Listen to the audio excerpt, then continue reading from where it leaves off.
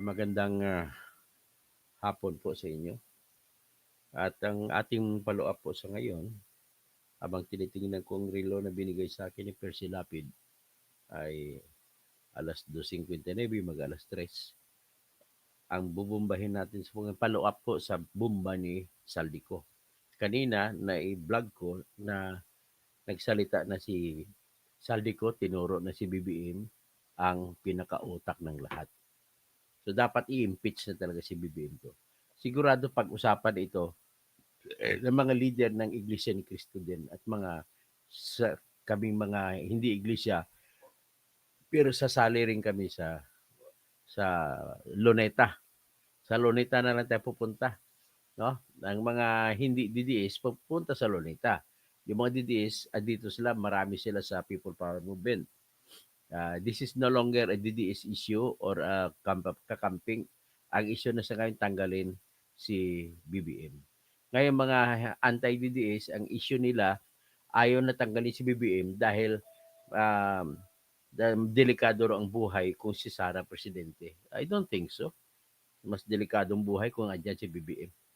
At pinili yan ng lahat, di ba? Pinili mas siyang nanalo kung totoo yung eleksyon, di ba? Pero malamang hanggang ngayon ay binasura ng Supreme Court ang aming petition sa Smart Magic.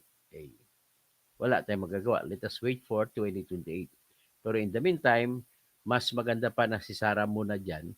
Kung ako tanungin ninyo, kaysa yung manatili si BBM, ubos na po yung pera natin. Mga pinangako, kita mo ang liliit kada bagyo, ang liliit binibigay. Kasi wala ng pera. 50 million buong Cebu. Tapos mamimigay yung pinangako ng mga ayuda, mga 5,000, 10,000 sa mga nawala ng bahay, ay hanggang ngayon po, pangako pa lamang. Hindi pa natutupad. Yan ang pinaka-problema natin. So hanggang kailan na ba mangako tayo? Tapos tingnan nyo, ang indikasyon po, Rosalie, ang indikasyon na wala nang kita ang bansa natin ay yung pinalitan ng BIR natin. So sinisisi doon sa dating BIR kay Lumagi, kamag-anak ng aming kliyente na taga Lumagi, mga Lumagi na taga General Trias.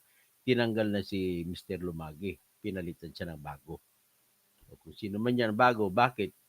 Siyempre, dahil mahina ang koleksyon sa buwis. At kung mahina ang koleksyon sa buwis, ibig po sabihin, mahina, dalawang bagay lang. Mahina ang takbo ng negosyo. Walang ibang nagsusugal sa negosyo. Pangalawa, maraming ibang nagninegosyo ayaw na magbibigay ng bayad ng buwis. Pangatlo na rason, mahina yung import natin at walang kinukuha na bayad sa customs. Yan po mga sources of income natin sa ating mga pera. At gagamitin lamang sa flood control. At ito ngayon na bisto na talaga na pinakamalaking hari ng sindikato sa flood control ay walang iba kundi si BBM. Mahiya naman kayo! Ayun ang sinasabi. Yung pala, ikaw ang hari. Ang hari ng, kung ang LBC, hari ng padala. Si BBM naman, hari ng flood control. Yan po ang katotohanan. Meantime, I just want to put up an image habang ako po ay nagbablog at ipapakita ko po yung image ng flood control.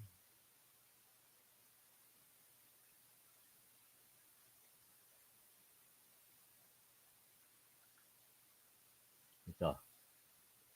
Wala lang akong nilagay na mukha kasi para naman ay hindi naman maano yung mga kwan. Ayan ang title ko lang, Bomba ng Flood Control. Laban kay Bong Revilla, Nancy, Binay, si Grace po, tsaka si CHIZ. Yan po ang ating pag-usapan sa ngayon. So, ito, ipipresenta ko po sa inyo yung testimonya ni Yusek Bernardo, yung mga dagdag na testimonya niya po. So, ito na, ipapasok na po natin. Ito na. Ito na. Ito na. Ito na. Ito na. Ha, ha. Jubi-jubi-du. Jubi-du-du. Ayan. Ay, meow, meow, meow, meow. Kayong mga nakaupo. Subukan nyo namang tumayo. Baka kayo mamyaw, meow, meow. Baka kayo mamyaw, meow, meow. Ayan.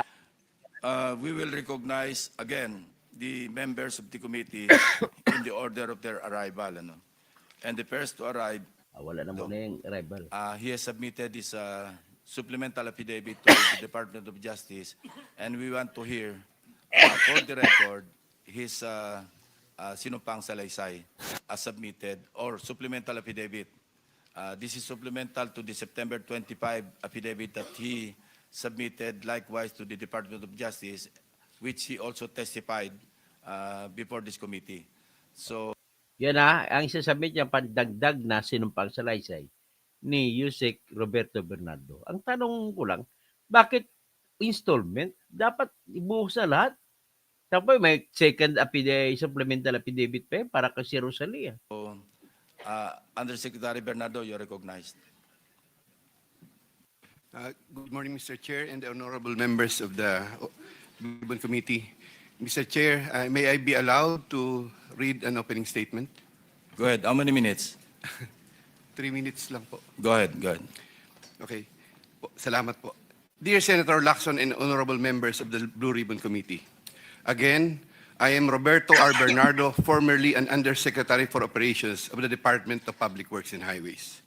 Today, I am once more before the Honorable Blue Ribbon Committee upon its invitation and consistent with my assurance during my first appearance last September 25, 2025 to fully cooperate in its ongoing investigation.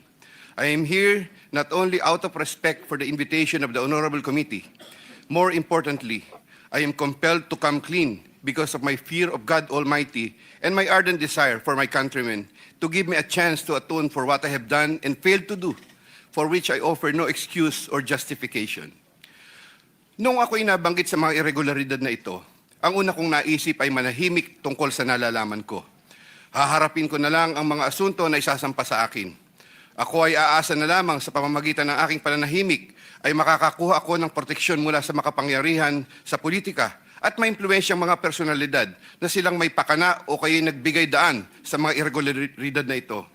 Gayunpaman, napagtanto ko na ang isang pagkakamali ay hindi maaaring iwasto ng isa pang pagkakamali. At kung may maisang pamangkaso ay maaaring magtagal ito bago matapos. Sa aking pagkakaalam sa mga nakarang scam, tulad ng ilang kaso ng PDAF, mahigit isang dekada na ang nakalipas, hanggang ngayon ay dinidinig pa. Kawawa ang bayan. Hindi ko matiyak kung ang mga pangunahing may sala sa mga irregularidad na ito ay mapapatawan ng kaukulang parusa sa lalong madaling panahon. Gayunpaman, umaasa ako na sa pamamagitan ng kasulukuyang mga pagdinig ay makakabuo ang ating mga mambabatas ng kaukulang batas na hindi lamang tutugon sa epekto ng mga maanumalyang gawain ito, kundi na rin makakapigil sa pag-ulit nito. The magnitude of the irregularities and how this have gravely affected and will affect our nation and its citizens cannot be overemphasized. I am committed to disclose everything that I know regarding these anomalies, particularly the complicated and ingenious ways by which these were carried out and perpetrated all these years. This, despite the serious threats to my personal safety and that of my family and loved ones. Mula sa aking paninilbihan bilang isang mababang laborer hanggang ako'y naging isang undersecretary, napag-alaman ko na ang profesional na kakayahan at integridad ay maaaring hindi sapat upang matiyak ang tagumpay sa profesional na karera ng isang tao.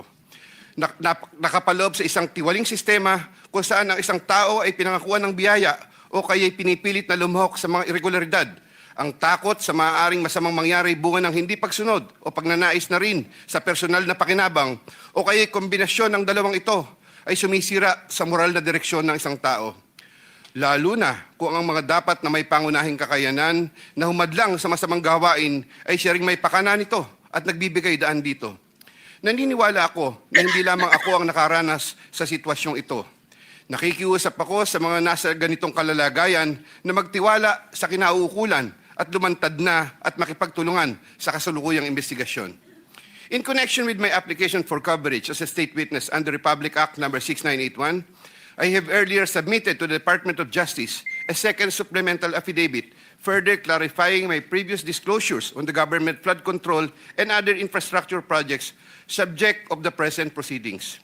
Once again, with the assurance of the Honorable Committee that my rights and benefits under RA 6981 shall be respected, I will be submitting the second supplemental affidavit to the Honorable Committee with the prior authority of the Department of Justice through the Honorable Frederick A. Vida, Acting DOJ Secretary, as set out in an authority to disclose, which I am likewise submitting to the Honorable Committee.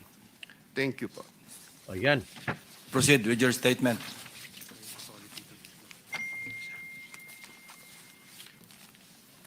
Okay, pakinggan natin. Second supplemental Buenos affidavit. dias. George Prairie. I, Roberto R. Bernardo, Filipino, of legal age, and a resident of Malolo City, Bulacan, under oath, hereby depose and state. I am submitting this second supplemental affidavit consisted with my desire to set forth my knowledge about the irregularities in government flood control and other infrastructure projects, as well as to obtain peace of mind and preserve the truth. Among other factors, the contents of this second supplemental affidavit had to be violated by me by making reference to an assortment of personal notes and records, deep thinking, as well as confirming with persons certain details regarding the time, place, manner, and circumstances under which the events narrated hereunder occurred. Moreover, owing to the passage of time and the fact that I am no longer part of the DPWH following my retirement in August 2025, the process of collecting facts and details had progressed slower than expected, contributing to the delay in the submission of this second supplemental affidavit. Also, I would like to make clear that while the facts narrated below are based on my direct personal knowledge and fortified by official DPWH records, the kickback scheme pertaining to the collection and handoff of the commitments to the relevant public officers occur practically without any paper trail. A statement of facts available to all, applicable to all. Over the decades that I worked for the DPWH, it has always been my philosophy to form good working relationships between and among my bosses and our superiors, inferiors and our subordinates, and other colleagues, even without the promise or expectation of a reward or personal advantage. I would rather troubleshoot problems than develop enemies and immediately address all concerns. I would do this so that I can effectively perform my duties and responsibilities under the DPWH. Unfortunately, this professional orientation of mine has forced me to compromising situations that include the matters narrated hereunder. I reiterate my deep remorse and guilt for what I have done, and I am now animated by an honest desire to help rectify the institutional defects in the systems and operations, not only of DPWH, but also other government agencies, and help in developing lasting and meaningful reforms. I can confirm, based on my personal knowledge, that in some form or another, and on various extents, based on current setup, each and every DPWH official, employee from top and down the line is buffeted with various avenues of corrupt acts and practices. This would include high-ranking members of the department, such as secretary, undersecretaries, assistant secretaries, regional directors, district engineers, bids and awards committee members, engineers, inspectors, and all the way down to laborers. This is also true for several top officials of other departments and or agencies, such as but not limited to the Department of Finance, Department of Environment and Natural Resources, Department of Health, Department of Education, Department of Agriculture, Department of Agrarian Reform, Department of Transportation, Philippine Charity Sweepstakes, Philippine Coconut Authority, etc. Moreover, I can confirm, based on my personal knowledge, that in some form or another, and on various extents, most proponents have their own designated contractors who will take on the projects for the former's benefit and advantage. Sometimes, other proponents would request me to suggest contractors for them who are known to me or referred to me by friends and other personalities. There are situations that national and local elected politicians would request me to source projects for them. If given more time and opportunity to review the records and confirm supporting facts, I may be able to particularize the details of these transactions and dealings. Senator Ramon Bong Revilla Jr. Nako. I have a close and friendly relationship with Senator Ramon Bong Revilla, and we go all the way back since the time of Amay Bisaya and Mayor Viseo, who first introduced me to the former legislator while I was still a district engineer in Laguna sometime in 2005 or 2006. We frequently meet in important social gatherings. Senator Revilla later on became a godparent of two of my daughters, while I became a godparent to one of his children. When Senator Revilla was incarcerated, I visited him several times at the PNP Custodial Center at Camp Crame. Because of our close relationship, Senator Revilla had asked me for assistance on several matters which I can no longer exactly recall at the moment because this happened a long time ago, and I presently don't have records to help me reconstruct the events. Sometime in the third quarter of 2024, Senator Revilla and I met where he asked me for a list of projects for funding, ostensibly to help him in his national campaign. When Senator Revilla asked me about the percentage of the commitment, I suggested either 20 or 25, to which Senator Revilla said 25%. Soon thereafter, also in the third quarter of 2024, I asked then District Engineer Henry Alcantara to prepare a list of projects, which he subsequently gave to me. The said projects are enumerated in a list here to attach as Annex A. Moreover, still in the third quarter of 2024, I also asked then District Engineer, but later Regional Director for NCR, Engineer Gerard Opalencia, to prepare a list of projects, which he subsequently gave to me. The said projects are enumerated in a list here to attach as Annex B. I had the list of projects totaling 1.5 billion submitted by Engineer Henry and Engineer Gerard, consolidated in one sheet of paper, and gave the same to Senator Revilla in the third quarter of 2024. With respect to the projects under the NEP and HGAB, I followed this up with Secretary Manny Bonoan upon request of Senator Revilla, who would also follow this up with Yusek Cathy Cabral. The White House compound is the ancestral home of the Revillas with the large Blue Gate entrance at the time. Sometime in the last quarter of 2024, Engineer Alcantara collected the 25% commitment of about 125 million and informed me that the same was ready for turnover through Engineer Gerard Opalencia. Engineer Gerard Opalencia told me that the 25% commitment was already loaded in my vehicle. After receipt of the 25% commitment, which were packed in 6 cardboard boxes, each containing at least 20 million, and 1 paper bag containing 5 million, I called up Senator Revilla to inform him the same is ready to be turned over to him. Sometime December 2024, probably the Monday after my receipt of the commitment, my driver and I went to the residence of Senator Revilla. Upon reaching the area, I tried calling Senator Revilla, but he was not answering my call, so I waited. After waiting for approximately 1 hour at a nearby gasoline station, we were finally allowed inside the compound by the guard. Once inside, we parked the vehicle, and shortly upon alighting, I saw Senator Revilla at the terrace. I walked over to Senator Revilla for a casual talk. While the boxes were being unloaded, Senator Revilla and I talked for about 20 to 25 minutes. I asked him, "Sen, bakit hindi ka nakakampanya?" Senator Bong replied, "Okay naman pare, maganda results ng survey. Relax muna." The personnel of Senator Revilla helped in unloading the boxes. After the delivery of the commitment, I headed back to Manila. Sometime late January or February 2025, in relation to a list of projects submitted by Engineer Gerard Opalencia, Senator Revilla called me to follow up on the status of the commitment. About a week later, sometime February 2025, I informed Senator Revilla that the same was ready for turnover. Before the start of the campaign period for national elective positions, I directed one of my aides to deliver commitment amounting to 250 million to the residence of Senator Revilla at the White House compound, Aguinaldo Highway, Bacoor, Cavite. Senator Nancy Binay. Carlin Yap Villa is the aide of Senator Nancy Binay, who transacted with me regarding the latter's projects and commitment. If I recall correctly, I first met Carlin in the year 2018 during the budget season at the Senate. Eventually, sometime 2019, Yusek Traigip Olivar, whom I knew very well, endorsed Carlin to me. From then on, Carlin would contact me directly to follow up the status of different matters.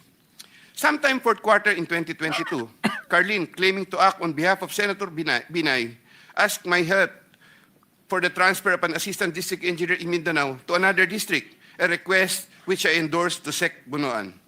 Sometime during the third to fourth quarter of 2022, Carlin requested on behalf of Senator Binay for a list of projects worth around 1.882 billion with 12% commitment. The said projects are enumerated in a list here to attach as Annex C.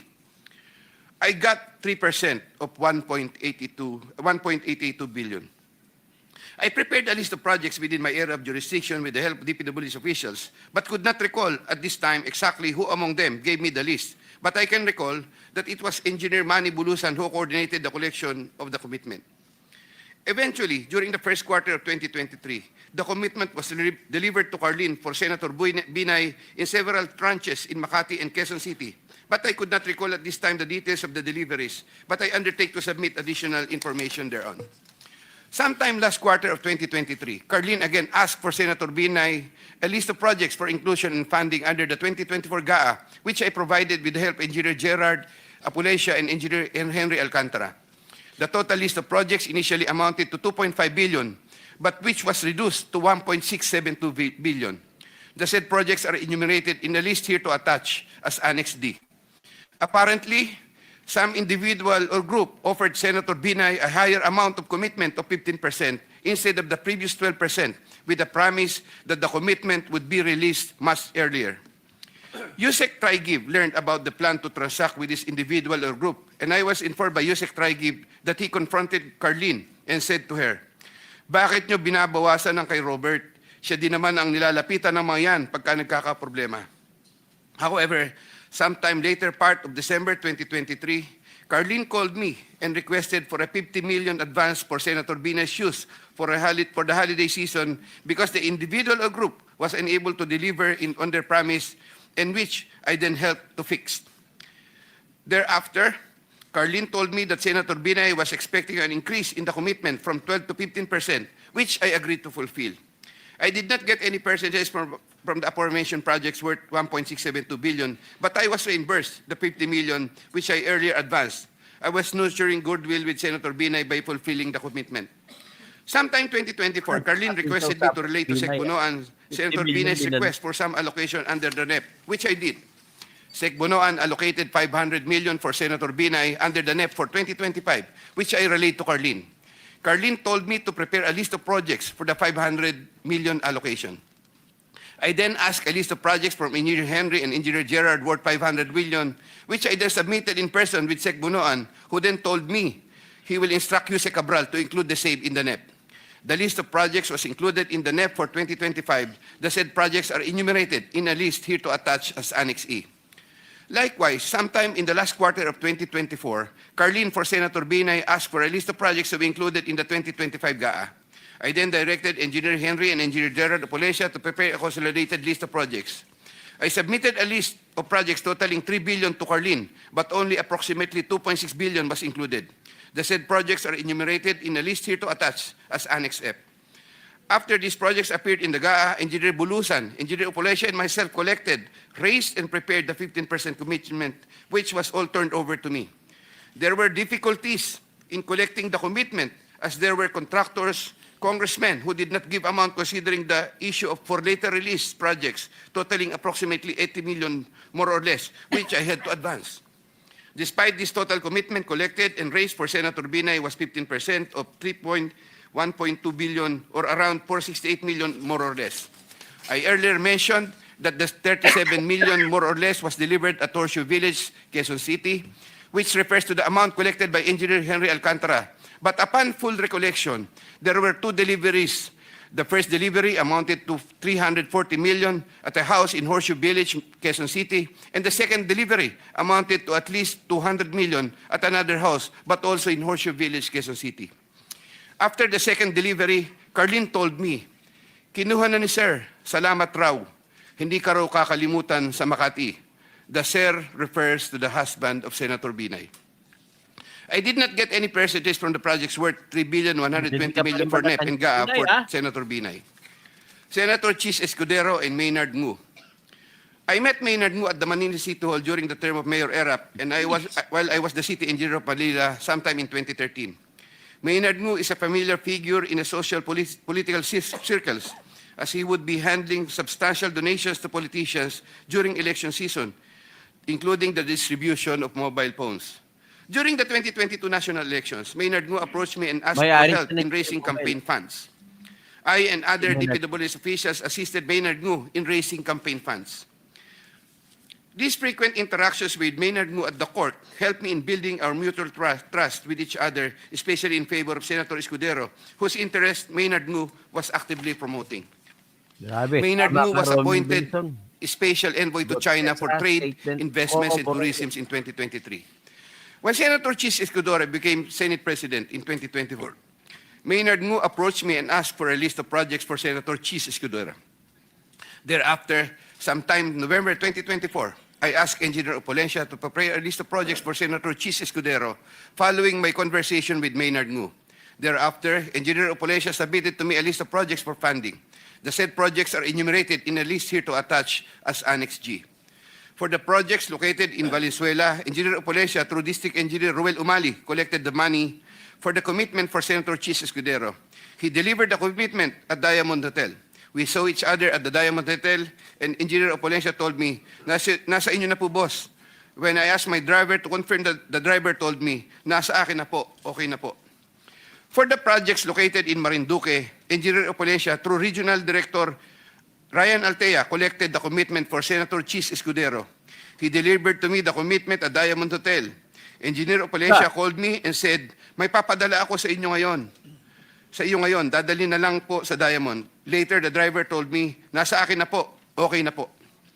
Following a deeper recollection of the facts and checking with public records, I can now confirm that in addition to the Valenzuela and Marinduque projects, Engineer Opulencia also provided the list of projects for Oriental Mindoro and Quezon City. The complete list of projects for Senator CHIZ Escudero is worth 1.4 billion with 20% commitment. The said projects are enumerated in a list here to attach as Annex H. Sometime early 2025, I made the first delivery of 160 million for Senator CHIZ Escudero at the Cherry Mobile Building at Maynard Ngu in Apacible Street, Manila. Thereafter, early 2025, I made the second delivery of 120 million for Senator CHIZ Escudero, also at the Cherry Mobile Building of Maynard Ngu. Senator Jinggoy Estrada. Ayun, Jinggoy. I have known Senator Jinggoy Ejercito Estrada since I met Senator Jinggoy Estrada through the social circles of Senator BONG REVILLA.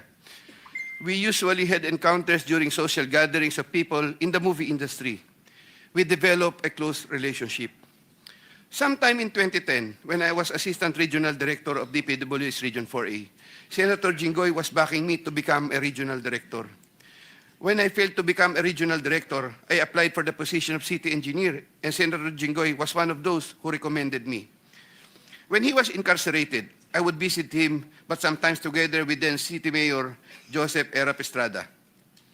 Sometime in 2023, Senator Jinggoy requested Secretary Bonoan through me for projects worth 500 million.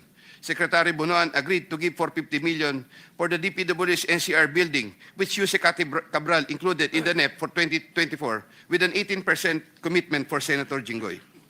Senator Jinggoy called me sometime in the third quarter of 2024 and asked me to request the amount of 1 billion from Sec Bonoan. Senator Jinggoy said, tulungan mo na lang ako dyan kasi marami pa akong tutulungan sa eleksyon. I replied, okay na ba ang 25% Sen? Sen Jinggoy responded, okay na ang 25%. I relayed to Sec Bonoan the request of Sen Jinggoy. The former then asked me to prepare a list of projects for the latter. In turn, I asked Engineer Gerard Opulencia for a list of projects. When Engineer Opulencia gave me the list, I gave it to Secretary Bonoan, who told me that he will give the same to Yuse Cabral and that the latter will take care of it. At the moment, I cannot locate the list or a copy thereof. Later on, I saw that some of these projects totaling 500 million and included in the list I gave to Sec Bonoan were listed in the NEP for that year. These projects, as appearing in the NEP, are enumerated in a list here to attach as Annex I hereof. Thereafter, Senator Jinggoy called me and asked me what happened to the difference of 500 million. I relayed this to Sec Bonoan. The latter replied that he will prioritize the matter as soon as there is available funding. Subsequently, I found out that the projects totaling 200 million were included in the HGAB for 2025. These projects, as appearing in the HGAB, are listed Annex J hereof. However, Senator Jinggoy called me again for the difference of 300 million to complete the 1 billion project value that was requested. During the BICAM, projects worth 750 million were again included in the projects to eventually form part of the 2025 GAA. The said projects are enumerated in a list here to attach as Annex K. The total budget for the projects which appeared in the 2025 GAA is approximately 1.45 billion, more or less. After Engineer Opulencia collected the 25% commitment, approximately 360 million, and delivered the same to Diamond Hotel in Manila. Thereafter, I tasked my driver to deliver the boxes to Sen Jinggoy at the Archaga building in San Juan City. Senator Jinggoy personally confirmed to me his receipt of the commitment and thanked me for the same.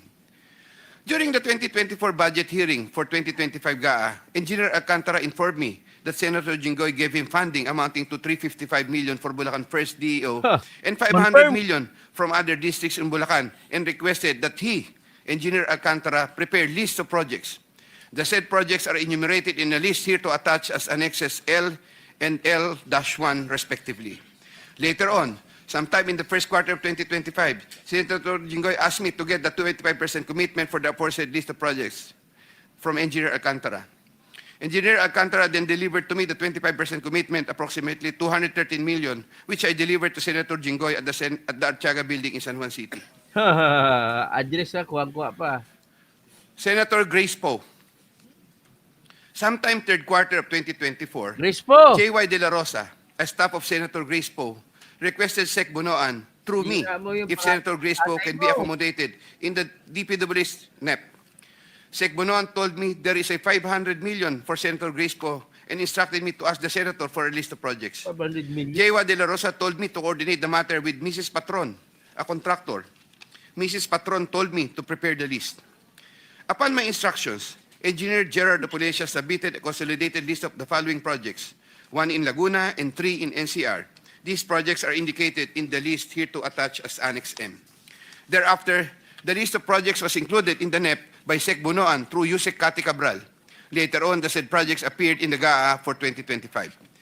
There was a 20% commitment collected for Senator Grace Poe. Mrs. Patron, a contractor, collected the commitment for Sen Grace Poe at Diamond Hotel from one of my aides. Congresswoman Mary Mitzi Mitz Kahayon Uy. There were projects released in Congresswoman Kahayon Uy's congressional district, which I facilitated. I submitted projects being proposed by her to proponents for funding, the details of which I am still verifying and confirming at the moment. Yung Congressman Flerida Robes. There were also projects released in Congresswoman Flerida Robes' congressional district, which I facilitated. I submitted projects being proposed by her to proponents for funding, the details of which I'm still verifying and confirming at the moment. Congressman Zaldico. Oh, saldi ko. In addition to my statements in my affidavit dated 25 of September 2025, I was told by Engineer Alcantara, Congressman Zaldi would from time to time deal also with Engineers Gerard Pacanan, Gerard Opolencia, and Danny Villa. There were times Engineer Gerard Pacanan and Gerard Opolencia would give me certain amounts, supposedly from Congressman Zaldico. Yusek Traigib Olevar of David. In addition to my statements in my affidavit dated 25 of September 2025, I wish to add that I have known Yusek Traigib as early as 2010 when he was still a staff of Senator Bong Revilla. He is a common figure in budget deliberation hearings and by reason of which I had interacted with him on multiple occasions. Yusek Traigib then worked under the office of Senator Edgardo Angara and then later worked under the office of Senator Sani Angara. When Senator Sani Angara became a chairman of finance, Yusek Traigib and I would have several interactions as part of our work in budget preparations. When Senator Revilla was incarcerated with Senator Jinggoy Estrada, Yusek Traigib and I would frequently call each other so we can help look after the welfare of concerns of Senator Revilla, whom I visited several times with Senator Jinggoy Kahit Estrada. nakakulong, tumatanggap pa rin. Grabe. Ibang klase si Jinggoy tsaka si Bongbong Revilla. While they were in detention. Aside from the details I had earlier mentioned in my affidavit dated 25 of September 2025, Yusek Traigib and I also had transactions concerning Senator Angara between 2019 and 2024, where Yusek Traigib received deliveries representing 12% of the projects of Senator Sani Angara, while the latter was chairman of finance. As I previously mentioned in my affidavit dated 25 of September 2025, Yusek Olevar and I discussed the unprogrammed appropriations supposedly for the Office of the Executive Secretary. Thereafter, DPWH received a special allotment release order, which included projects worth 2.85 billion. The contract IDs for the projects worth 2.85 billion covered by the said SARO can be secured from the records of DPWH Regional Office for Region 3 and the 1st District Engineering Office of Bulacan. Moreover, in the unprogrammed appropriate allocation for 2025, there could have been an additional 12 billion more or less funding, which I am verifying and confirming at the moment. DPWH Secretary Mark Villar and Yusek Cabral. Nako, Mark I Villar. was appointed Assistant Secretary of DPWH by former President Rodrigo Duterte in 2016 during the term of DPWH Secretary Mark Villar. As Assistant Secretary for Operations, I was assigned over the Visayas regions. While I was Assistant Secretary for Operations, I was introduced to Carlo Aguilar, a cousin of Sec Mark Villar. Yusek Cabral was already the Undersecretary for Planning Service when I became Assistant Secretary. As Undersecretary for Planning Service, Yusek Cabral was working closely with Sec Mark Villar for the allocation, listing, and budgeting of all the DPW's infrastructure projects. While I was Assistant Secretary, I was also later designated as Chairman of the Central Bids and Awards Committee, Central BAC. In the later part of 2017, I was promoted to Undersecretary of the DPWH during the incumbency of Senator Mark Villar and took my oath of office as Undersecretary before him. In the first quarter of 2018, I was designated as Undersecretary for Operations for NCR, 4B, and the 3 Visayas regions. Upon my request, I was replaced as Chairman Central BAC sometime in February 2020 because of political intrigues, as I was reportedly siding with then City of Manila Mayor Isko Moreno, who was vocal against then President Rodrigo Duterte. All of this time, the funding of all projects was cleared through Yusek Cabral for approval by Sec Mark Villar. From time to time, Yusek Cabral would ask me to submit detailed list of projects with regards to lump sum fund allocations of DPWH, which list she sometimes would approve herself or forward to Sec Mark Villar for approval. Among others, this included EDSA and other major roads, project allocations, maintenance of creeks and waterways, etc. The commission for these approved projects was 10% and divided as follows: 50% to Carlo Aguilar, presumably for Sec Mark Villar, 25% Yusek Cabral, 25% for myself. Undersecretary Maria Catalina E. Cabral. As a general rule, with very little exceptions, it is Yusek Maria Catalina Cabral, with the imprimatur of Secretary Mark Villar, and later continued by Sec Manny Bonoan, who had control at the DPWH level to remove, include, add, deduct, or modify insertions of items in the NEP for infrastructure or those pertaining to DPWH. Yusek Cabral would tell me that she would communicate and meet legislators to inform them of the amount of their allocations and ask them for titles of projects that they want to include in the DPWH budget. In a matrix of process flow that I have prepared, which I am attaching here to as Annex N, Yusek Cabral has total influence and authority in preparing and finalizing the NEP for infrastructure. On multiple occasions, I personally delivered and also caused to be delivered cash to Yusek Cabral at her house at Tatalon, Quezon City, and other places.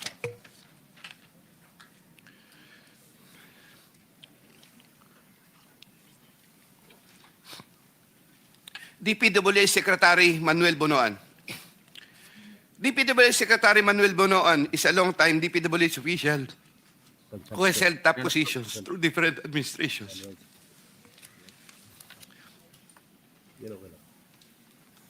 I look up to Sec Bonoan and consider him as a mentor. I treasure his guidance and friendship over the years. Nako, umiyak na. Prior to Sec Bonoan's assumption as Secretary of DPWH, I was the Undersecretary for Operations and Planning for NCR, Visayas, having assumed the said position in 2018. Unlike during the time of Sec Mark Villar, when I was not given much task, even removed as PAC chairman, and had very limited operational functions during the COVID pandemic period, Sec Bonoan entrusted me with more operational functions and let me work more closely with Yusek Cabral. Sometime in 2022, Sec Bonoan directed me to submit a list of projects for possible inclusion in the NEP for fiscal year 2023 worth around 450 million. Without question and delay, I asked Bulacan First DEO for a list of projects for funding. Thereafter, Engineer Alcantara submitted to me a list of projects for funding under the NEP. Those projects are indicated in the list here to attach as Annex O. In compliance with this order, I forwarded the list to Sec Bonoan. He told me that Undersecretary for Planning Maria Catalina Cati Cabral shall facilitate and ensure the inclusion of these projects in the NEP. Engineer Alcantara gave the 10% of the value of the projects. Similarly, in 2023, Sec Bonoan directed me to submit a list of projects for possible inclusion in the NEP for fiscal year 2024 worth around 150 million. Again, without question and delay, I asked Bulacan First DEO for a list of projects for funding. Thereafter, Engineer Alcantara submitted to me a list of So, na-corroborate yung mga text kay Tito Soto ni Yusek Cabral. projects for funding under the NEP. Those projects are indicated in the list here to attach as Annex P. In compliance with this order, I forwarded the list to Sec Bonoan. In compliance with this order, I forwarded the list to Sec Bonoan. Sec Bonoan said that Yusek Cabral shall again facilitate and ensure the inclusion of these projects in the NEP. Engineer Alcantara gave 15% of the value of the projects. Also in the year 2024, Sec Bonoan also directed me to submit a list of projects for possible inclusion in the NEP for fiscal year 2025 for the amount of 900 million. I asked Bulacan First DEO for a list of projects for funding. Thereafter, Engineer Alcantara submitted to me a list of projects for funding under the NEP. Those projects are indicated in the list here to attach as Annex Q. In compliance with this order, I forwarded the list to Sec Bonoan. Sec Bonoan said that Yusek Cabral shall again facilitate and ensure the inclusion of these projects in the NEP. Engineer Alcantara gave 20% of the value of the projects. With respect to the commitments collected by Engineer Alcantara narrated above, Secretary Bonoan and I received a percentage. In many instances during budget deliberations, I was tasked by Sec Bonoan to talk to legislators over their funding and other concerns, and to forward these concerns to Yusek Cabral for action and resolution. Sec Bonoan and Yusek Cabral. Every year, including years 2023, 2024, and 2025, Yusek Kati Cabral apportions the budget ceiling for the DPWH's allocable NEP among the districts according to the endorsed programs, activities, and projects, PAPs. Although she would make it appear that 100% allocable NEP had been apportioned, Yusek Kati Cabral would reserve a substantial percentage of that allocable NEP for her and Sec Bonoan's preferred projects.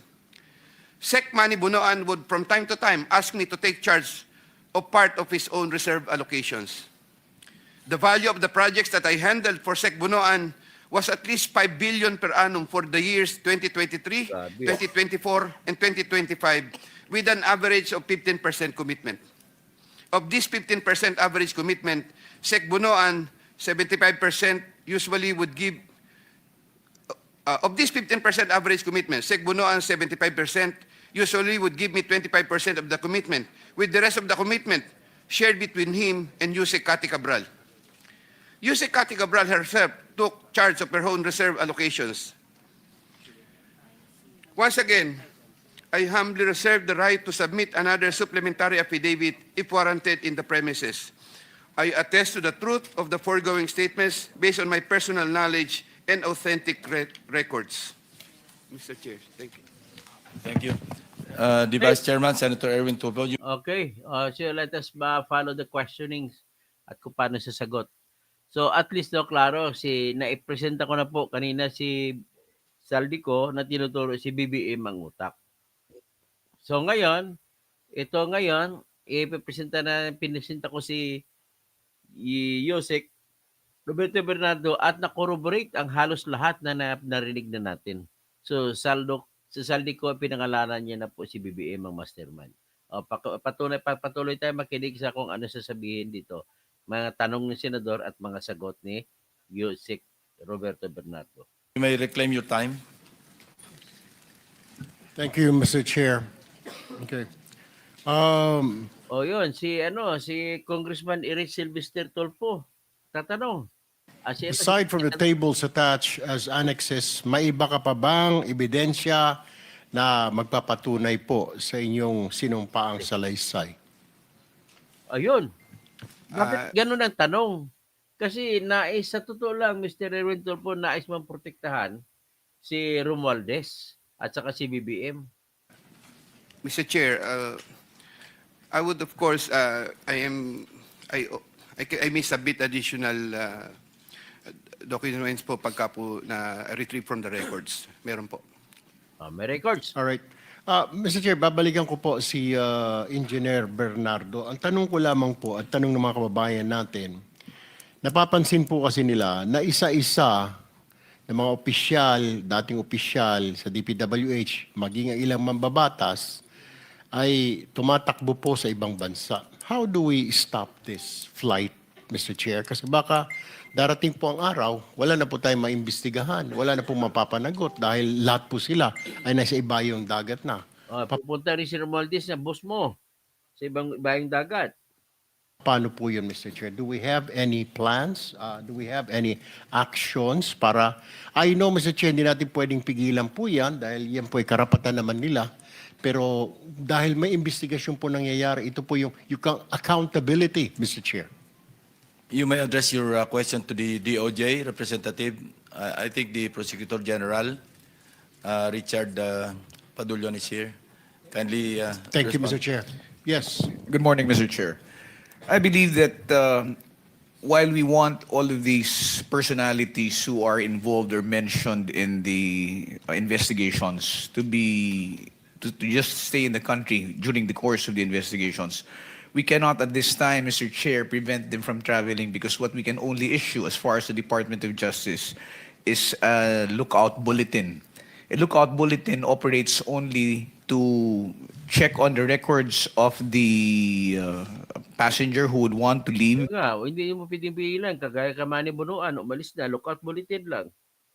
Ni-record lang. But it would not prevent them from being able to leave the country. There is no legal impediment for them to leave because it would be violative of their constitutional right.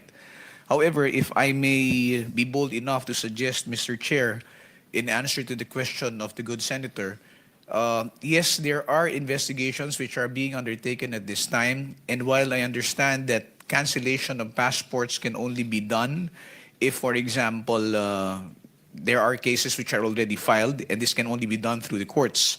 Alam ko, isa ka pa nakakampi ni BBM, Richard Padulyon. Kapag national emergency na ang sitwasyon, pwede nang ikansilahin yan. I believe that representations can probably be made by the investigating bodies with the executive branch, that would be the Department of Foreign Affairs, to possibly hold or possibly cancel passports of those who are undertaking or undergoing investigations, Mr. Chair. Linawin ko lang, Mr. Chair, parang pwede lang yatang kanselahin ang mga passports ng mga ito kapag sila po'y nakasuhan na. Pero what I'm talking about, yung hindi pa po nakakasuhan. Kasi it is not enough yung lookout bulletin. Wala naman hong saysay yun eh. Kahit na nandoon siya sa lookout bulletin, pwede niya sabihin, wala pa naman ho akong kaso. The only way to stop that person is kung may hold departure order, which we know kung may kaso na. So, ano hong pwede bukod dyan na sinasabi sa lookout bulletin? Are you suggesting na the DFA kanselahin ang passport? But can we do that? Rights. I understand, Mr. Chair, if I may, sir, answer the question. I agree with you totally that there is no basis to cancel the passports up until the time that there are cases which are filed as against them and there are representations or there's an order issued by the court allowing for the cancellation. But the question earlier was with respect to what can be done at this time while there are no cases which have been filed. The only solution that I can find for this particular predicament, Mr. Chair, is for us to fast-track the filing of the cases or for cases to be fast-tracked so far as investigations are concerned before the Office of the Secretary of Then Justice fast-track. Bilisan and nyo. before the Office of the Ombudsman. And then and only then, once these cases are filed in court and warrants are issued, can we move for the cancellation of the passports. In the meantime, the suggestion that I made earlier was just a suggestion, Mr. Chair, if only to address the concern of what can be done in the meantime when there are no cases yet which are filed in court. Kailan po kayo magpa-file ng mga kaso? Kailan po natin makikita na ang DOJ ay magsasampa na po ng kaso? Cases are already being investigated right now, Mr. Chair. There are 5 cases for flood control projects, ghost projects, which are undergoing preliminary investigation at the moment. There are several cases also which are undergoing evaluation by the Department of Justice. I believe there are also cases which are also pending before the Office of the Ombudsman, Mr. Chair. We expect to terminate the preliminary investigation of the first 5 cases probably within the first week of December or by the middle of December, sir. To know kung ito po mga cases that will be filed by the DOJ, mga officials lang po ito ng DPWH, former officials and contractors? Meron po bang kasamang mga politiko na rito? As of this time, Mr. Chair, as far as the first 5 cases which are undergoing investigation, it involves only officials of the DPWH, particularly those in District 1 in Bulacan, sir. All right. My next question is, Mr. Chair, alam kong sinusundan nyo rin po. At ano na ho nangyari? I don't know if you can answer this, Attorney Fadulyon, kayo po sa DOJ. Nasaan na po yung ating witness na si Ginoong Guteza? Because yung kanya pong testimony ay napakalaki po. Lahat po tayo nagimbal dito. So we want to find out, is he okay? Where is he at? Is he still alive? Is he dead? Ano ho nangyari? Mr. Chair, Department of Justice would not be in any position to... So tayo, Mr. Chair, now I direct my question to Yusek Bernardo. Yusek Bernardo or Engineer Bernardo. Common practice po ang bentahan ng mga pondo sa lower house. Alam po natin yan. Alam po ninyo yan. Ikaw po ba ay naalok na rin ng pondo for flood control ng mga mambabatas? I know you've been talking about senators, may mga congressman. Pero ikaw po ba ay nabentahan na ng pondo para sa flood control? Mr. Chair, as far as I can recall, I cannot remember any time na bentahan po ako niyan sapagkat I think the legislators in the lower house have their own way of dealing with projects, especially to the district engineers and contractors. So, sa district engineer po ang nagkakaroon ng transaction between the lawmaker at saka yung district engineer. Tama po ba ang pagkaintindi ko? Yes po, Mr. Chair. As far as I know po, puro ganun po. All right. Walk us through, Engineer Bernardo. Pag nagbaba na po ng pondo ng budget ang isang politiko, congressman man yan, sa district, ano po ang nangyayari? Siya rin po ba, tama po ba na siya rin po ang nagsasabi, nagdidictate, ito ang kontratista na gusto kong panalunin mo because siya yung kontratista ang magbibigay ng komisyon kay congressman o sa politiko. Tama po ba yan? Can you walk us through after na ibaba yung pondo ng mababatas doon sa distrito? What is happening? And walk us through hanggang sa makuha ng politiko yung kanyang komisyon or kickback. Mr. Chair, I'm very sorry to be of direct ano po sa ganyang mga proseso sapagkat ang nagkakausap lang po talaga dyan ay ang mga congressmen or legislators sa lower house saka po district engineer o yung mga contractor. Hindi po ako ano dun sa kanilang sistema doon kung paano. Ba't naririnig ko pong ganun talaga? Yun po. Alright, panghuling na katalungan na lang po sa inyo, Yusek Bernardo, bago po ako lumipat dito kay Engineer Alcantara. Nabanggit niyo po ang Office of the Executive Secretary na kasama din po dito sa flood control. Ewan ko bakit to sila may flood control. Ang tanong ko po, sino sa Office of the Executive Secretary ang kausap po ninyo? Can you name names? Mr. Chair, as I've earlier na sinabi ko po, ay si Trigib Olivar po ang kausap ko. Siya lang po nagsabi sa akin nun. Pero hindi po siya sa Office of the Executive Secretary, Engineer Bernardo. Siya po, the last na chinek ko po ay nasa Department of Education po siya. Wala po siya sa Office of the Executive Secretary. Bakit po ninyo nabanggit na siya, yun ay para, yung kanyang hinihingi ay para sa Executive Secretary, Engineer Bernardo? Mr. Chair, yun lamang po ang sinabi niya sa akin. Wala po akong... Senator Tulfo, bukod kay Yusek Olivar, ano, pag sinabing Office of the Executive Secretary, wala ka nakakausap na naka-assign mismo doon sa Office ng Executive Secretary? Wala. Wala po, Mr. Chair. Thank you. Okay, let me direct my question now to Engineer Alcantara. Engineer Alcantara, okay, pagbaba po ng pondo ng politiko sa inyo, ano po nangyayari? Tama po ba? Walk us through with this. Pagbaba ng pondo, sasabihin ng politiko, gusto ko sa kontraktor na ito ang mapanalunin mo. Tama po ba yun? Yes, Your Honor. Okay. Ano ho nangyayari? Nagkaroon ho ng bidding, etc. May bidding-biddingan pa kunwari. 3, 4 ang maglalaban-laban para kunwari. Pero mananalo at mananalo yung kontraktor ng politiko. Tama po ba yun? Yes, Your Honor. Alright. Ano ho na mangyayari after that? Kailan na po i-execute? Tanong ko bakit pinapayagan nila na masundin ang at bakit? Ano bang meron sa congressman ba't sundin nila ang sabi ng congressman? Yung proyekto, kailan na ang bigaya na komisyon? Kasi may mga balita po ako, nag-a-advance pa ang ilang politiko. Tama po ba yon na humihingi po ng advance ang politiko? Wala pa po yung pondo, laway pa lang ay nagbibigay na ng advance yung kontraktor. Your Honor, pagdating po dun sa bagay, since sila po yung magkakausap na po, yung contractor and the, hindi po ako knowledgeable kung kailan o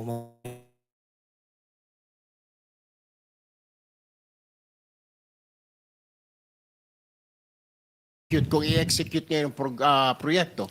Opo, pagbaba po ng pondo, pupunta na po yung mga contractor po sa office. At magko-confirm naman po na yun daw po ay ibinigay sa kanila.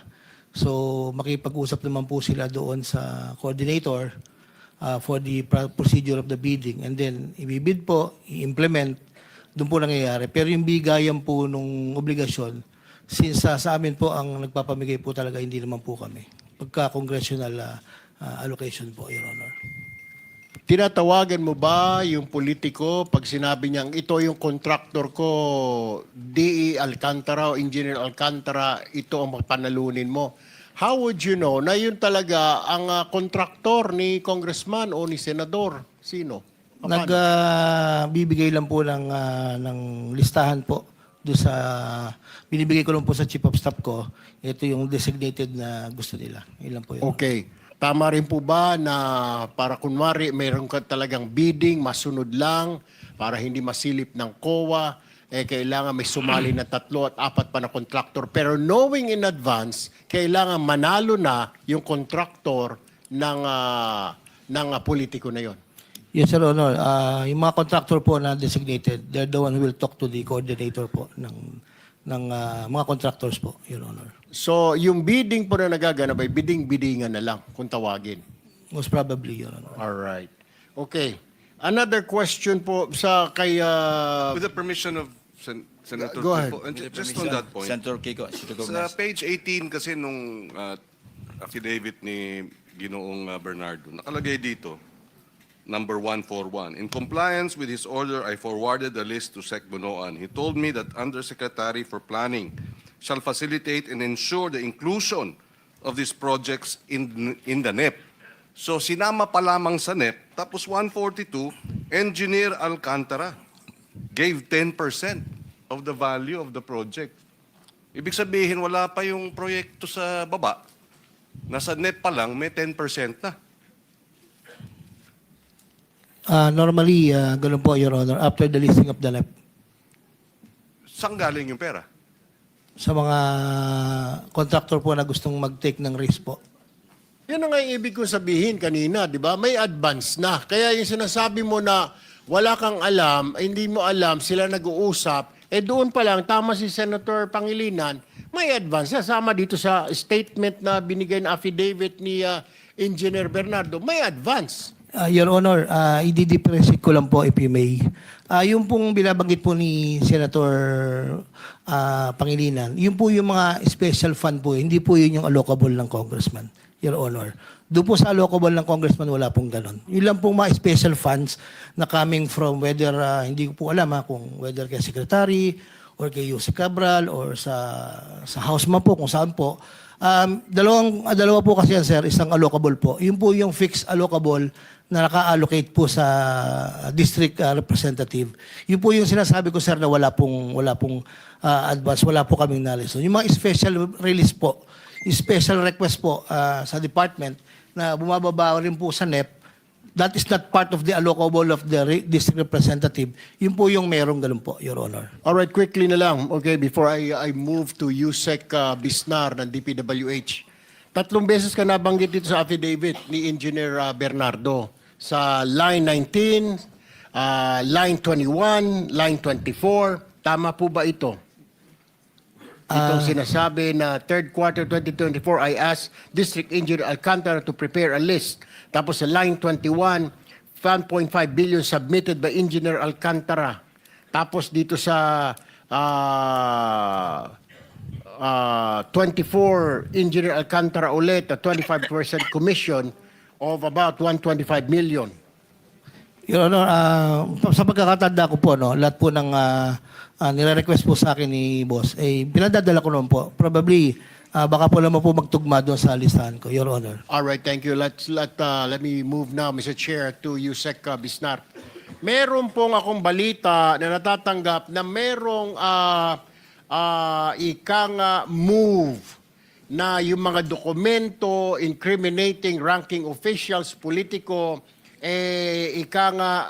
minamagic o nawawala sa mga sunog.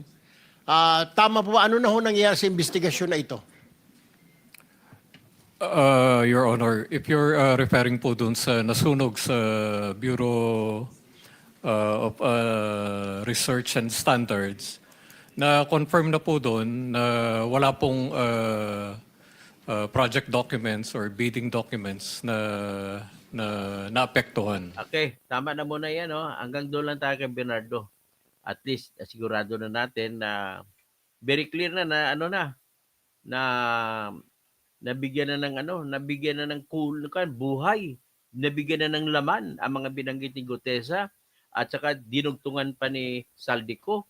Si Saldico naman doon siya nagtututok kung paano ginawa ang budget. Utos pala ito ni BBM kay Yusik Cabral at sa Yusik Cabral tatawag kay Saldico, ayusin lang budget. Natandaan niyo sinabi pa ni Saldico ay pinapakiusap niya na yung gusto ni Bongbong Marcos na idagdag yung 50 billion ay nakiusap siya na huwag na idadagdag kasi susobra ng budget, lalampasan pang budget ng education. So, ito ngayon ang mga binabanggit ni Yusek Roberto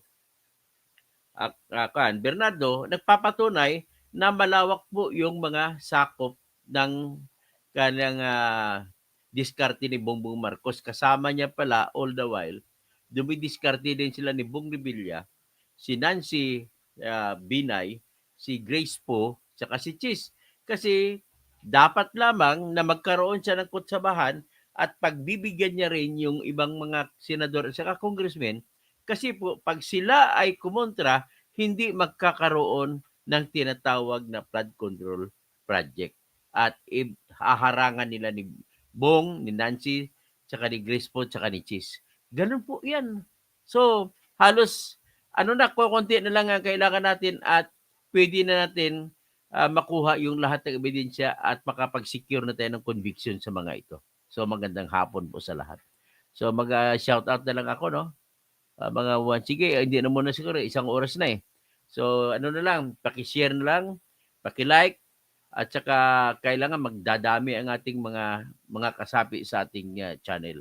At yung iba, para matulungan nyo naman kung mag-join kayo, mag-subscribe kayo mag-member kayo sa aking channel.